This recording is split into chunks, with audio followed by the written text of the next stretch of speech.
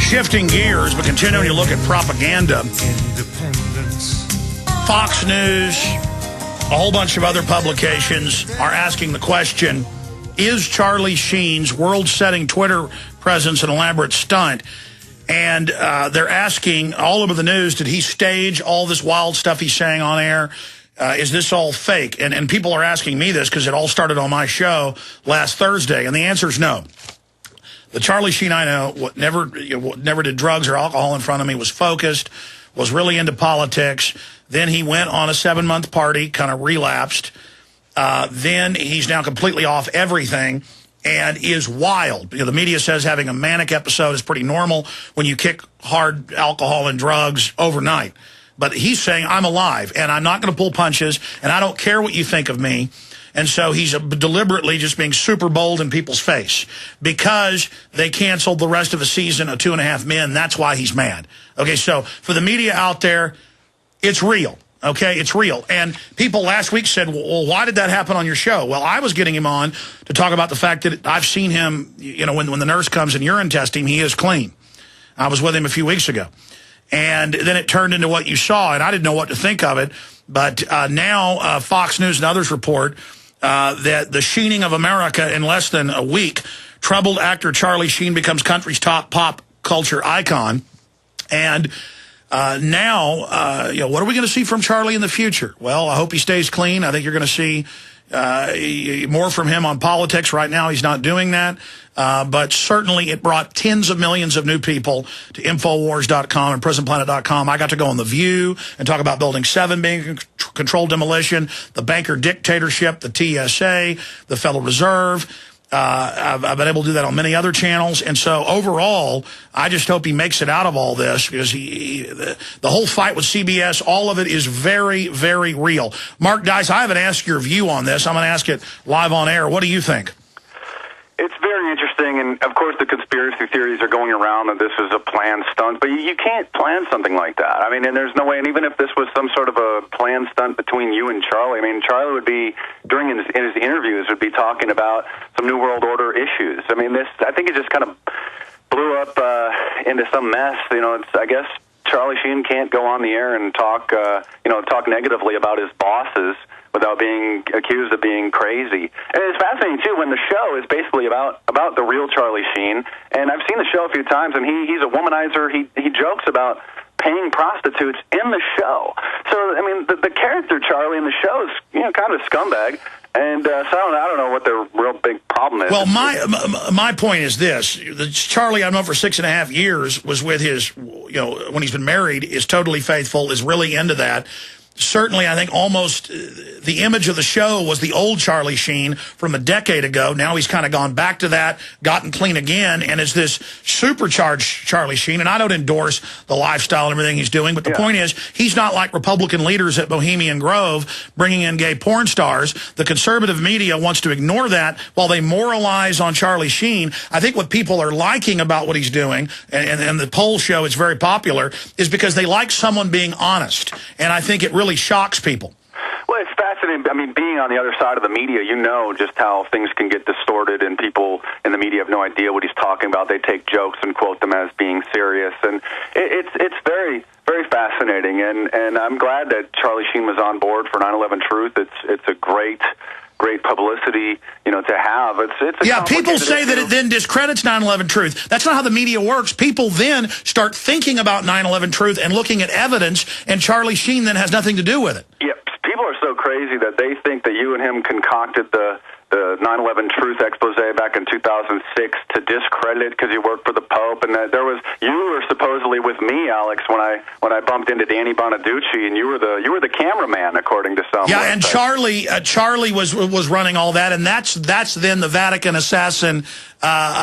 He's like, well, duh, we work for the Pope, we kill people, you know. I mean, and then now that adds to it, which we love. Great, people want to say all that. Great, okay, fine. I'm a Vatican assassin. It's kind of interesting, and you know, hey Charlie, if you're listening, bro, we should write a book on 9/11.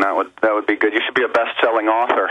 And Charlie Sheen, New York Times best-selling author. But it's fascinating, but it's interesting that you were able to culture jam The View like nobody else. I mean, you just ran right over them. They didn't even have a chance to frame the question for the interview. Let me say one thing, Alex Jones starts off with and just rolls right over them. And that's how it's done. That's how you bypass the mainstream media. You use them for your own message. But I mean, you know, stay there. We're going to come back. A long segment coming up.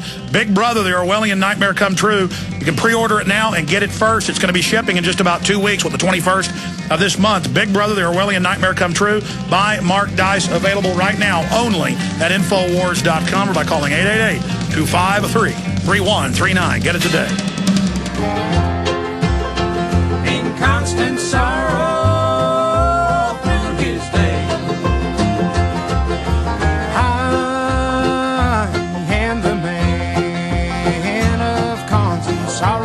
Okay, we're going to continue breaking down Mark Dice's book, jam in some of the phone callers that are patiently holding. But we're doing 2 major salvos today. I told Charlie 3 weeks ago, I said, you got to get a Twitter account. You'll get millions of users. Then you can communicate directly with people. And hopefully down the road, he'll use it for political purposes, but I don't tell him what to do. Undoubtedly, there's some other plans on the road. I'll just leave it at that. We are invading Twitter today. You know, I've had a Twitter account, I don't know, for 8 months or so. I don't know, less than a year. I never really promoted it. It's twitter.com/RealAlexJones. And you know what? We need 100,000 members. If Charlie can get almost 2 million in a couple days, we should be able to get 100,000, because then anywhere I am, I can send a Twitter out if something's happening, or the police are trying to arrest me, or if something's unfolding. So we're doing the Google bomb search term today. Please put it in Google over and over again. Alex Jones Twitter. Just 3 words into Google and hit enter, enter, enter over and over again. We're going to test their new algorithm and see if they're able to block us out. It's Alex Jones Twitter. I haven't done a Google bomb in over a week. Alex Jones Twitter. Please help that become #1 today. And we have our article dealing with it. We'll go back to Mark in a moment with another announcement. But let me go ahead and read this article by Paul Joseph Watson that just went out at prisonplanet.com about 15 minutes ago. It's also going up on Infowars.com. Alex Jones invades Twitter. Hillary Clinton this week admitted the U.S. military-industrial complex and the globalists are losing the information war to alternative media outlets that cover real news. And that's her quote. Alex Jones is taking the info war to a whole new level by invading Twitter with a fresh culture-jamming offensive, and the power is up to you folks, designed to bring truth to millions more people around the world. Twitter has gone from being a playful social network tool to becoming the vanguard for political movements worldwide, and a thorn in the side of globalists who have desperately sought to hijack the medium by activating armies of fake CENTCOM social profiles to spam propaganda over Twitter and other systems, not just in America, but around the Farsi and Arabic world. Despite dominating the likes of YouTube, while approaching 100 million views on one of our YouTube channels alone, as well as Facebook, MySpace, and Alexa, not to mention Google Trends, which have been successfully topped on dozens of separate occasions. It's over 70 now. The InfoWar has yet to take Twitter by storm, and we urgently need to redress the balance with the aid of our fantastic supporters and fellow Info Warriors. To understand how quickly a new meme can invade and take over Twitter, just look at the reaction Charlie-Sheen was able to generate when he signed up to use the networking tool. After less than a week, Sheen already has 1.5 million followers and has attracted 1 million of them in just one day. It's over that now. Contrary to reports, it was not solely CNN host Piers Morgan that convinced Sheen to sign up on Twitter this past weekend. During a visit to Sheen's home more than 3 weeks ago, Alex Jones convinced the actor to start his own Twitter account. But Jones is guilty of not following his own advice. InfoWars is a Twitter account at twitter.com/RealAlexJones, but we've hardly even promoted it, let alone used it in the info war to start viral hashtags or indeed invade those memes already circulating with the message of truth. And then it goes on to say we're launching this agenda, this info salvo. By next Friday, we want 100,000 Twitter followers. Please, fellow info warriors, help us do this. We're going to be adding more clips, more video links, more exclusive photos and exclusive info about what's coming up on the show on the Twitter account. I'm dedicating more focus with all the irons we've got in the fire to this. Now, Mark was bringing up another article. He wrote 2 that are up on Infowars.com today. But again, please Google Alex Jones Twitter. we've got several articles up on Infowars.com dealing with the Big Brother Orwellian system. And let me just go ahead and, as the page is loading, go back over those. One of them is Big Brother, the Orwellian nightmare come true.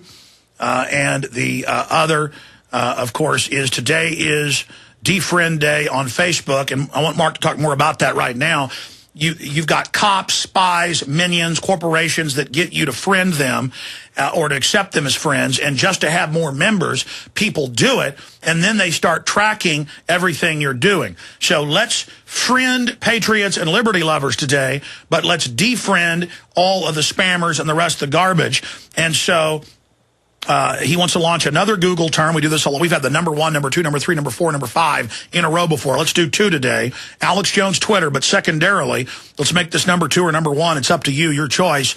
That today is defriend day on Facebook. Explain why this is important. And from that headline, Mark, should we say today is defriend day or defriend day? Just search that because shorter is better. Let's just do defriend day Facebook. How's that sound? What terms from your article do we want to choose right now and get a viral attack on the globalists, Mark? Probably today is defriend day or just defriend day. And I know I talked a little bit about it in the beginning of our interview, but listen to this. Remember when Eliot Spitzer's hooker scandal broke and the governor of New York, and we saw photos of his young, high-class hooker all over the news and all of her family, photos of her family, too. And you got to sit back and think, wait, where did these photos come? Those photos came from her Facebook page. This girl had a Facebook, or a MySpace page, rather. And you enter into a licensing agreement with Facebook, with MySpace, and you're licensing your photos to them, and you're granting them sub-licensable agreements. And you're not getting any royalties. You have no rights. So her lawyer, Eliot Spitzer's hooker's lawyer, tried to sue MySpace for copyright infringement, said that she owned the copyright to those photos. But read the terms of service, people. You don't own those photos anymore. You sub-license them out to Facebook, to Fox News, to News Corp, to anybody. That's why you've got to sub-link photos that you don't want them to steal to another site where you can reserve your rights. That's why it's important to do it that way. And this is just something to think about. I mean, maybe you're not going to get wrapped up in an international scandal, but how do you think this girl's family felt? Well, look at all the robberies where people are using people's Facebook to rob them because these idiots tell people when they're going to be gone, what time they go to work, where they're going, photos of inside their house. The Facebook terms of service keep changing, too. Just a few days ago, I saw another article. There's just, I guess Facebook users didn't get the memo. Terms of service changed, and they're using and selling and giving away your cell phone information, everything. Might as well go post your Social Security number on your Facebook page, people. So what we're doing today, part of Operation Blindfold Big Brother, is just post the today is defriend day status article as your status update or my video, and let's get this viral.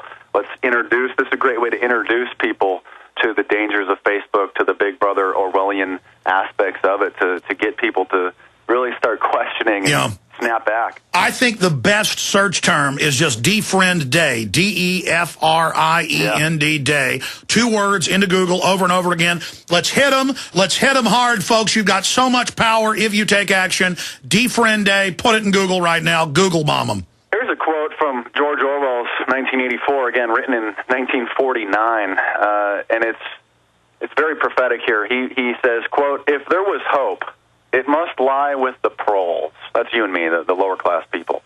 Because only there, in those swarming, disregarded masses, 85% of the population of Oceania could force to destroy the party ever be generated.